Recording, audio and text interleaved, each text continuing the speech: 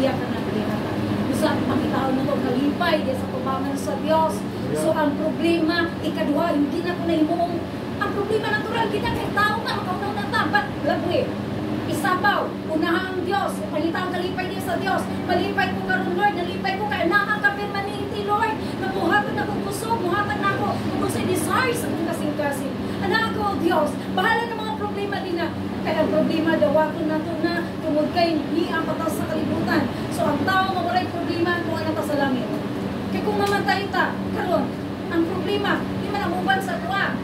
Problema, kalipay man ang uban sa ato, pag-iunan na ito ang Diyos. Iunan na ito ang kalipay niya sa atong buhay nga Diyos.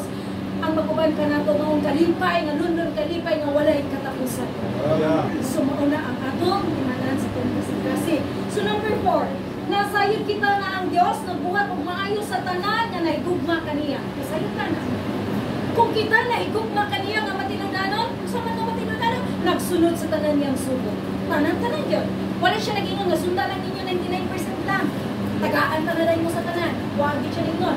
Kung dili, 100% nga buhaton na to ang tanan niyang mga sugo. So, sama na siya. Romans chapter 8, verse 28. Kung siya ningon nila, we know that, so klaro kayo, in all things, in all, anak ko na, in all things, God works for good with those who love Him.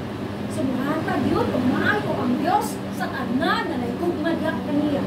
So, ang tinuod na naigugma, musunod kayo na walay, bisan 1% na mabiling kung nili 100%, makabuhat ko na.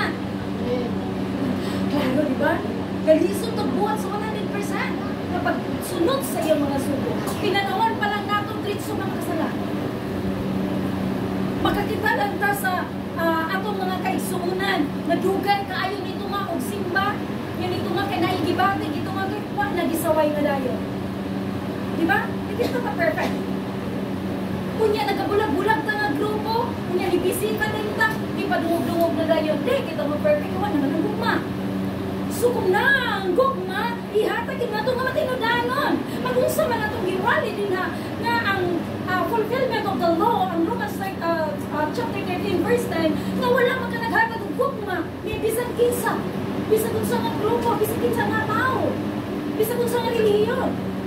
As long as ganito siya ng Yeso Cristo nga namatay dito sa cross, o siya nabanaw after 3 days, o naginusong siya, kanan siya atong mga kaigsuunan. Walay pagsaway, walay pagdaon.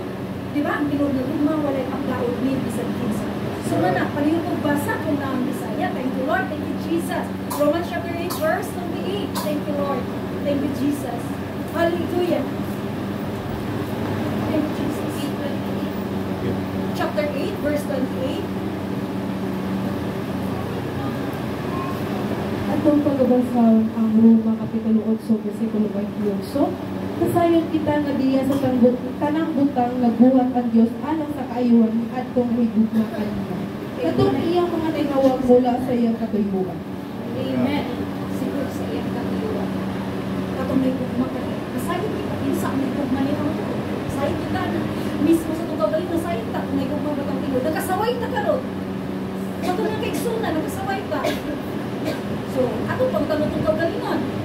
Kung saan mo nagkagalingan, kung mabaging katingod sa isang kitado. Kaya mo atag ang Diyos, umayo po. So, nasayod kita, manong dili perfect, ang atong kinabuhi din sa kalibutan, na ay sagol mga problema tungod kay di ito perfect. Kaya nga naman, ang Diyos lang perfect. Sa Yeso Cristo lang perfect. Huwag naman perfect. But, the Holy Spirit will help us. Mutahabang siya. Holy Spirit. Nakabuhat na po ito pagsaway sa puno na Holy Spirit. Pasayo ako. Holy Spirit, ikaw lang yun. Ang bilis akong sulod. Na ako ipasulod. Hindi ko gusto itong mga wicked spirit or mga daw kami spirito. Holy Spirit, kabangin ko na ako makasunod sa kanan-kanan ng pagsuhan. Mura gina ko mabuhat. Kaya wala hindi kita ka-perfect.